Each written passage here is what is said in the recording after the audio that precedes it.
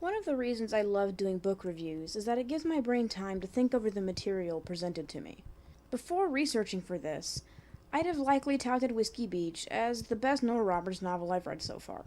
But putting my fanboyish tendencies aside, I realized that it isn't all what it seems. Is it bad? Hell no. Is it perfect? Yeah, no.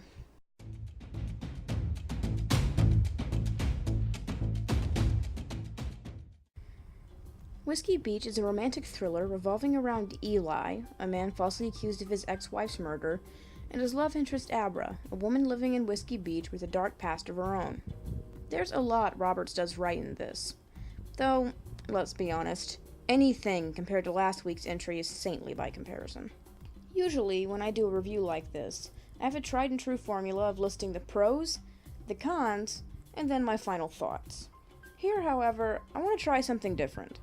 Looking up the Amazon listing for this book, I noticed a good chunk of people really hate it. I thought, in order to give the best review of this novel I could, I would address the common complaints about the story, while also addressing a couple of my own problems. Number 1. There's no chemistry. I find this surprising, considering the complete lack of coherency between Tess and Ben in Sacred Sins. Abra and Eli, in my opinion, do fine together. They aren't perfect, but unlike some of Robert's works, they don't bitch and nag at each other either. They get along well from the start, even if they do occasionally step on each other's toes, and they work well together as friends before becoming lovers. It actually feels like these two grow in their relationship.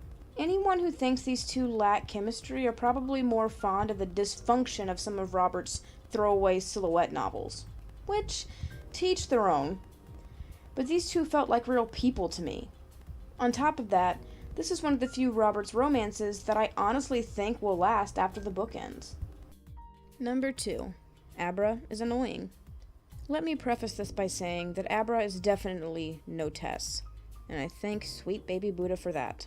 However, she does have this constant cheery air about her that I can see becoming annoying very fast. You know how we all have that one coworker who is always smiley and upbeat to the point that it's agitating? Yep, that's Abra. Don't get me wrong, she is leaps and bounds ahead of most female leads that Roberts writes. She's kind, caring, and honestly wants to see Eli get back on his feet after all he's been through. She gets along well with those around her and can even hold her own in a fight. She's smart and intelligent as well. She's also a yoga instructor, a jewelry maker, a meditation and sex expert. Okay, this is where we get into problem territory. Yeah, it's nice that she isn't a judgmental cunt, but even with her dark past, she's too perfect. I've noticed that Nora Roberts has trouble making middle-of-the-road women. They are either unlikable or unbelievable, and Abra is in the latter category. Number 3. Eli is too mopey. Maybe. But let's go over the logistics here. How would you like it if you came home one day and found your estranged partner dead? Then the media swarms and you lose your friends, lose your high-paying job, get pegged as a murderer despite there being no evidence to support the theory, and have to watch as the police infiltrate your family and make life hell for anyone who comes within a 10-foot radius of you. Would you have a smile on your face? No. No, you wouldn't. This might be a point of contingency for those who hate this book, but I believe wholeheartedly that Eli has to be the best male lead Roberts has ever made. He isn't a jerkish millionaire narcissist. He's a guy who's lost everything. He spends his days in fear that he could lose his freedom at a moment's notice. He locks himself away from a world that is quick to peg him as a murderer without really knowing the truth. Does he mope? Yes, but that's to be expected. If you want a dickish, self-absorbed cunt pounder, there's plenty of those in Robert's repertoire. If you want a man with whom you can seriously care for and feel sorry for, Eli's the best she's made. Number 4. It's boring or confusing. Okay, I will bend here. There is a lot going on in this book. So much so that it can overwhelm the reader. You have Eli, who goes to Whiskey Beach to escape bad press and watch his grandmother's home after she's injured in a fall down the stairs. He meets Abra, And then a private investigator comes poking around, and then a lost treasure is rumored to be in the basement of the home, so there's an intruder who attacks Abra, and then it's suspected that the intruder also hurt Eli's grandmother, and then the investigator ends up dead, and then the police look at Eli because he's already been fingered for another murder, and then Eli and Abra help to reopen the case of his dead ex and start questioning the others, all the while keeping an eye out on his lover, or, pardon, excuse me, I'm confused and I wrote the damn script, keeping an eye on the lover of Eli's dead ex-wife who is supposed to have killed her. Yeah, it's hard to follow, in quite a few places. On top of that, around the third act, the fast pace slowed, and I found it hard to keep reading. My interest dropped around the time Eli and Abra reopened the case.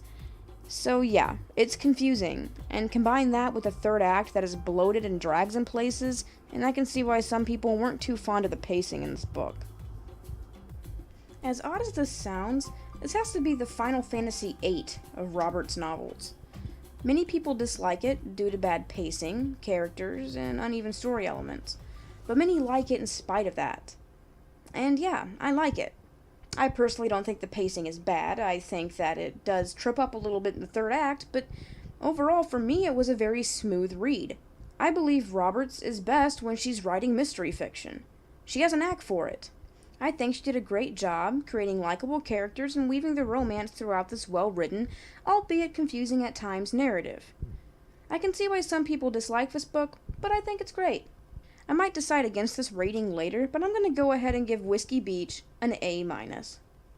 Okay, I do have an update pertaining to Deer Month. I had planned to release 4 videos this month, one per each week, or one for each week, pardon. That's not going to happen. There have been some issues that have come up. I have family living with me. I have some issues with my job at the moment. So I plan on uploading the last video for this month next week. And if not next week, Deer Month will likely bleed over into May. But it should be done soon. I apologize for any inconvenience. I do plan on doing more public domain videos as well. I started this channel to review movies, and I haven't been doing a lot of that. So I do plan on taking a break from book reviews for a while. With that said, if you have a book or movie you'd like me to review, feel free to comment below. Feel free to subscribe as well, and I'll see you guys next time.